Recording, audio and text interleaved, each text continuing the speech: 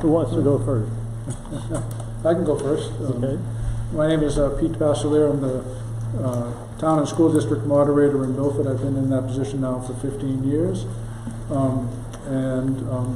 As you may recall, Milford initiated a request in September of 2021 to have the Dominion devices certified for use in our elections.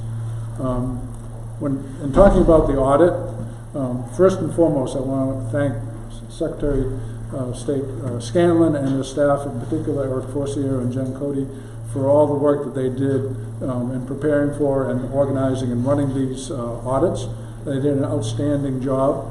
They worked with us to make sure that we understood what needed to be done, and were willing to listen to and accept ideas on how to collaborate on the process. And as a result of their hard work, plus in our case, I would say about almost 30 volunteers who did the actual counting, we had a tremendous amount of resources, and I have confidence in the results of the audit that happened, and it's thanks to their work. In Milford, we had more than 2,800 voters on election day out of roughly 10,400 registered voters. So for us, that's actually a pretty good turnout, around 27%. We had races, and we had 2 contested races, one town, one school. Between the town and the school, we had also 30 articles, but of all of that, we audited roughly 11 different races and articles. And interestingly, we also had a school board race that had an active write-in campaign, and although that individual didn't win, they still got over 440 votes.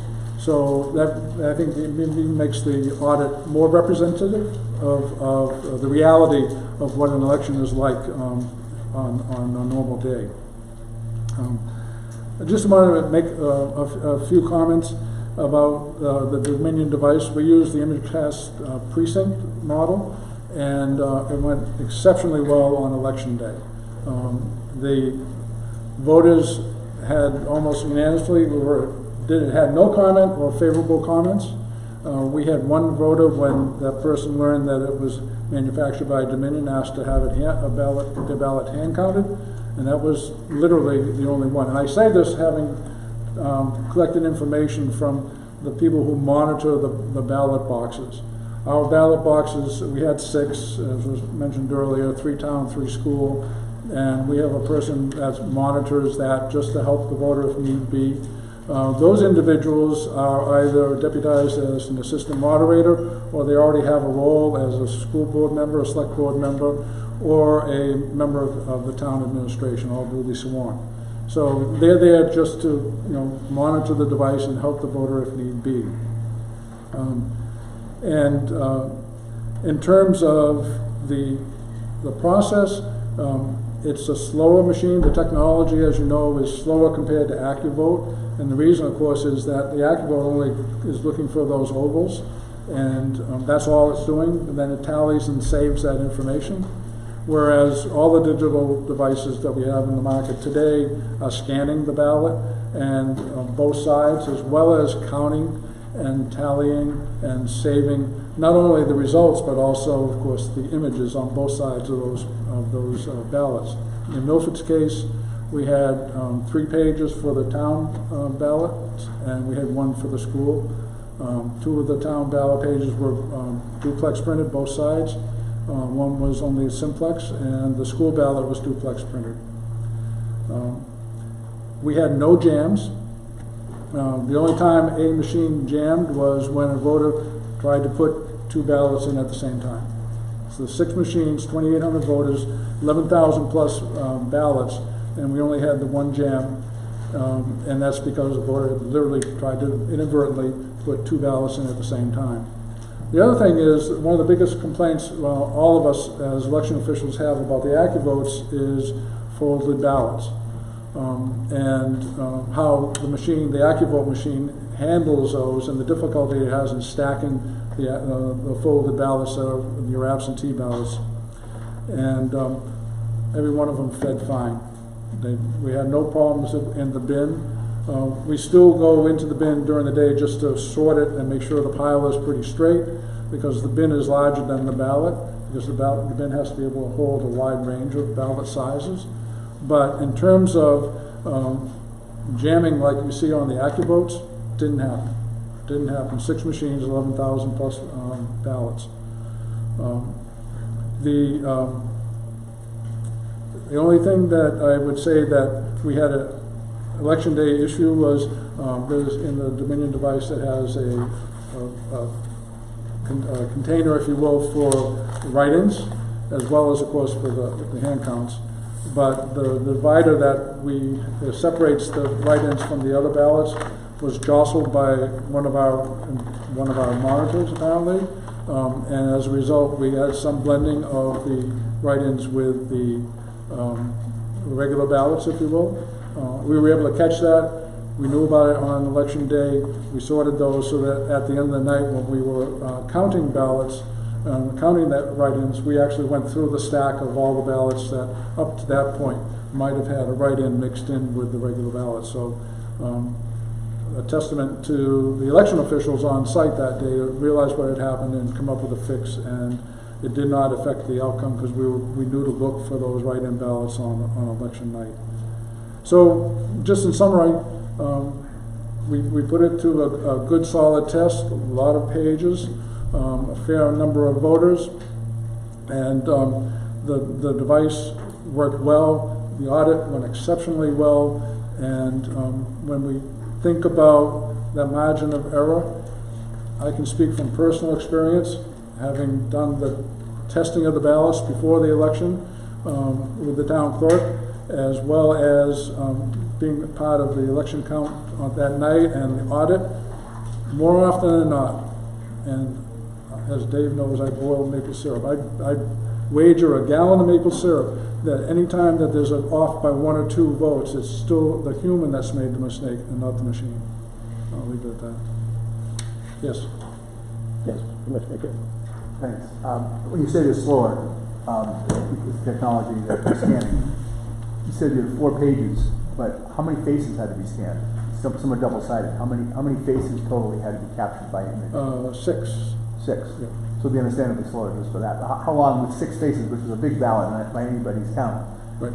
How long would it take? Would you say? It probably takes in the neighborhood of 5 seconds to read the one ballot page.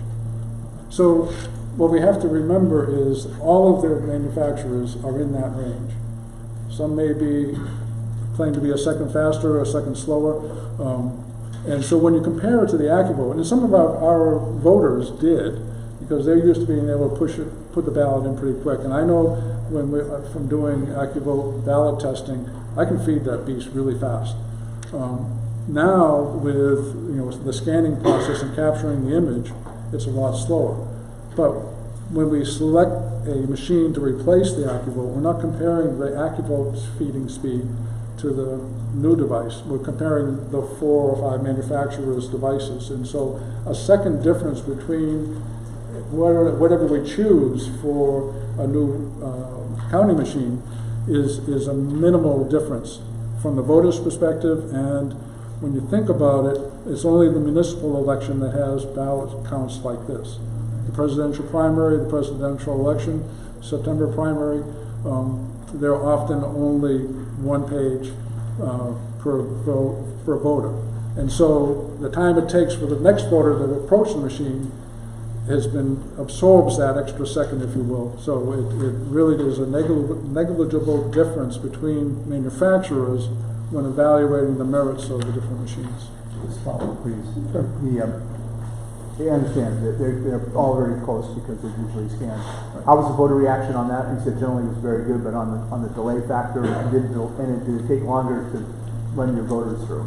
And that's a large ballot, I understand, very large ballot. Yeah. We normally use 4 AccuVotes, and because we only had 3, the way we set it up was 3 town, and then the voter walked past that machine, and then they went to the 3 school. And so normally we would have had 4 machines. So we were already constrained a little bit because I had less horsepower, if you will, for the first interaction with a voter. That said, we only had 1 or 2 people who actually made comments to the monitors about the speed, and then I had one after the fact from another person. And so it really wasn't a factor. And as a matter of fact, our administrative assistant to the town administrator was telling the young kids that came up with their parents to make sure your parents wait until they see the green check. And the kids got involved, and she thought that was so funny that the kids were getting involved and making sure the parents knew when to put the ballot in. And that's one of the advantages of the new technology. This screen, it's not a huge one on the Dominion. It's an appropriately sized, private-sized, voter-only kind of sized monitor. But that green check mark is a great way for the voter or their child to know there's time for the next ballot, if you will. Yes. Thank you for taking my question. Do you remember what the weight of the paper was for the ballots? What size, whether it was thick or thin? That's a great question. I should know that because I was in the printing industry for over 40 years. And I believe it's 24-pound paper, which is heavier than normal photocopier paper, which is 20 pound. The advantage of the new technology is that it does not have to be produced on an offset press. It can be done that way, but it doesn't have to be. It can be done on a digital printing press, and it would generally be 24 pound. I'm aware of those issues there, but the thickness of the paper seems to be a problem when the voter was putting it in the machine. It would buckle because they would try to force it. Oh, It would do one of these things. So if it was heavier paper, it would go to sure. a quick. We didn't encounter that at all, sir. Okay. What machine did you use in Ashland? We used the clear ballot. Oh, okay. I can't speak to that because I haven't fed that beast, but we didn't encounter that kind of a problem with the menu devices we were using. We've actually piloted 2 different machines. We piloted the voter works also. Oh, okay. In the last election. But the machines were extremely accurate. Yeah. There was no issues with the software whatsoever. Yeah. No, we didn't see any ourselves either. Yeah. Thank you. You're welcome. Londonderry. Good morning, my name's Jonathan Kipp. I'm the town moderator in Londonderry, and I echo all of what Pete said. We worked collaboratively with Milford and with the representatives from the Secretary of State's office. Thank you all. It was a very productive relationship, and I just want to acknowledge the resources that Londonderry committed to conduct this trial. Our volunteers, both on election day and for the audit, stepped up, and I acknowledge the good work that they did. And we do consider it a successful audit. We used 6 machines, as Milford did. We ran over 7,300 ballots, individual pages, through the total of 6 machines. Pros that I would note for the Dominion machine that we use are the security that's involved. Only a handful of us had access to monitor the machines. I describe the machine as a workhorse. Feeding the ballots, yes, a little bit slower than the AccuVote. I think that is greatly offset by the number of times the AccuVote machine would kick out the ballots. Ours are getting old. My understanding is the little rubber wheels that pull the ballot in are wearing out and they can't be replaced. So we'd spend a lot of time trying to handle that, which we didn't have to do with these machines. So I think it's a wash. We had a little bit more of an issue with folded ballots than apparently you did in Milford, Pete, and we attribute that just to human error. We needed to spend a little more time to flatten the ballots, flatten the creases before we fed them. And once we instructed our folks to do that, they went through a lot more easily. Unlike Milford, we did seal, on the advice of LHS Associates, we sealed our write-in bin with just a wire seal, not for secure, more just to hold it closed. So we didn't have what I'm going to call that ballot contamination. That worked great.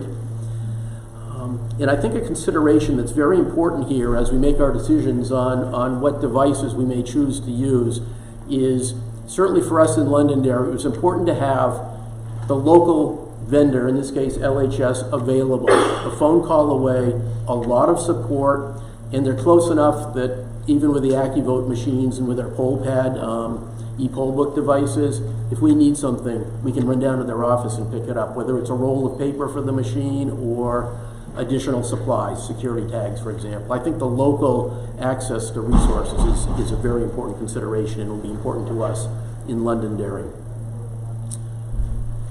Other than that, I echo what Pete said. Any questions? Thank you both very much. You're welcome. All right.